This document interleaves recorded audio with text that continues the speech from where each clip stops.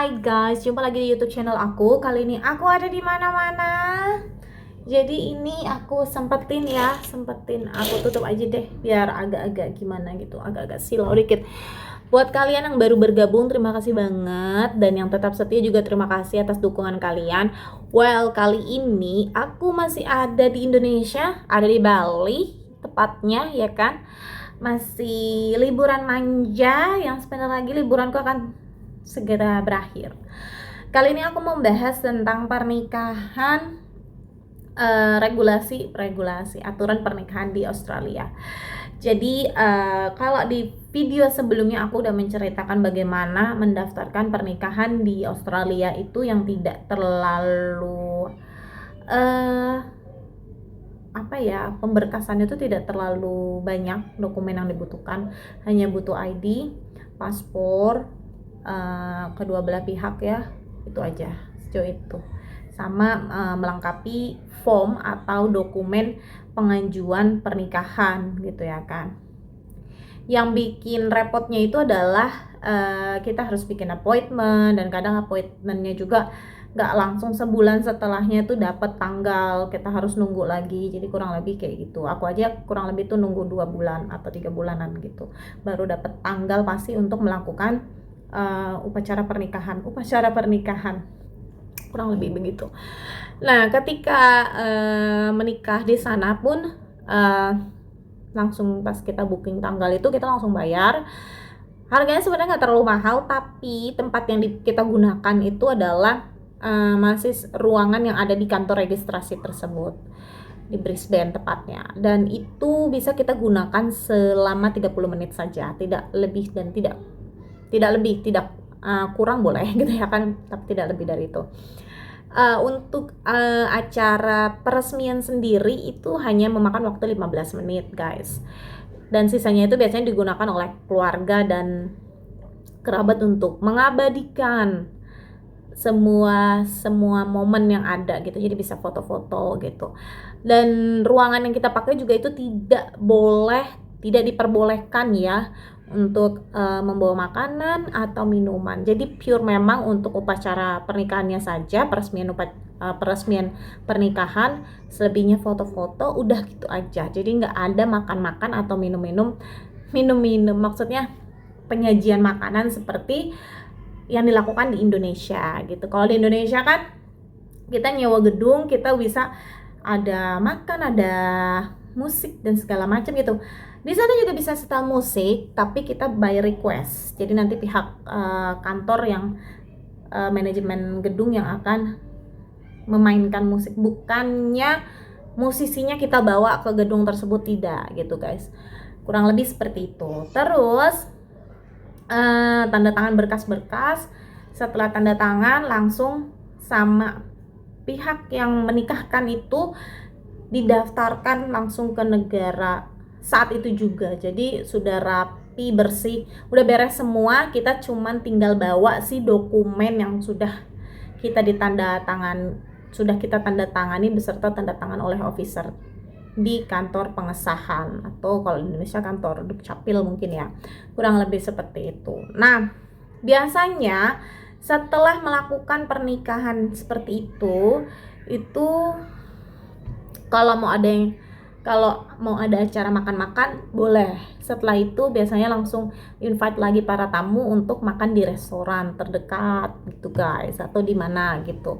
Kebetulan kemarin itu ketika aku melangsungkan pernikahan di Australia, itu kan hanya dihadiri oleh keluarga aja gitu. Teman, hanya ada satu temanku, aku undang 2 teman, sebenarnya 3 teman, tapi yang satunya sedang berhalangan karena udah keburu mudik Indonesia, dan yang 2-nya hanya satu yang datang karena yang satu ternyata lupa tanggal guys. Ya, jadi memang nggak terlalu banyak yang aku undang, teman tuh nggak terlalu banyak yang aku undang. Begitu juga si suamiku tidak banyak mengundang teman karena dia juga tidak punya banyak teman gitu ya kan. Terus kita langsung ke resto Indonesia terdekat di Brisbane. Kita jadi makan bareng di sana, early dinner gitu kan. Setelah itu ya udah pulang masing-masing. Jadi kurang lebih suasana pernikahan di sana tuh ya memang intimate banget, memang sepi gitu guys, nggak seramai kayak di Indonesia. sebenarnya itu ada pilihan masing-masing juga. Itu kan karena aku melangsungkan pernikahannya itu di gedung registrasi. Ada juga yang memang panggil si petugas petugas yang menikahkan itu gitu ya kan, ke tempat mereka. Misalkan mereka mau ngadain garden, konsepnya tuh garden party atau apa, mereka undang, mereka datang gitu, tinggal bayar lebih gitu. Ada juga yang kayak gitu. Terus ada juga yang cuman melakukan pernikahan di gereja atau di masjid, itu juga bisa. Nanti si nyari penghulunya yang juga merangkap sebagai bukan wali nikah ya, pekerja pernikahan gitu loh. Jadi yang bisa mengesahkan pernikahan juga, jadi double guys. Bukan hanya, kalau di kita kan hanya penghulu, terus nanti penghulunya ngajuin ke kantor tempat bertugas gitu kan, langsung disahin sama negara. Kalau ini enggak, si penghulunya menikahkan juga gitu, terus nanti tinggal dia ikut mendaftarkan juga. Jadi yang memang sama-sama sih, sama-sama resmi, sama juga di Indonesia juga kan gitu, penghulunya juga harus yang resmi gitu kan. Nah kurang lebih gitu nih, koreksi ya kalau aku salah gitu, takutnya aku salah, mungkin ada yang punya pengalaman lain melangsungkan pernikahan di Australia, boleh saling sharing juga silahkan. Mohon maaf juga kalau misalkan informasi yang aku sebutkan tersebut itu tidak sesuai dengan yang kalian ketahui, karena yang sepengalaman aku itu gitu ya guys. Nah udah itu aja. Terus untuk di Indonesianya sendiri gimana? Kalau aku di Indonesianya sendiri, jujur aku milih untuk akad nikah dulu di Indonesia. Bukan akad nikah dulu ya, setelah resmi secara negara di Australia, aku melangsungkan akad nikah di Indonesia. Kalau ditanya butuh lapor ke KUA dan segala macam, tidak. Karena kalau akad nikah itu ya secara syariat Islam aja, ada walinya, ada si penghulunya gitu, terus ada mas kawin, ada saksi-saksi, itu aja, tanpa ada pemberkasan. Karena aku waktunya mepet banget. Jadi nanti setelah itu lalu akan aku laporkan pernikahan di Australianya itu ke Dukcapil di Indonesia. Kurang lebih seperti itu sih perjalanan pengalaman pernikahan aku. Kalau ditanya sekarang udah dilaporkan atau belum? Belum. Karena kemarin aku nikah di Australia itu adalah seminggu sebelum aku berangkat ke Indonesia untuk mengurus pernikahan akad di Indonesia gitu ya guys.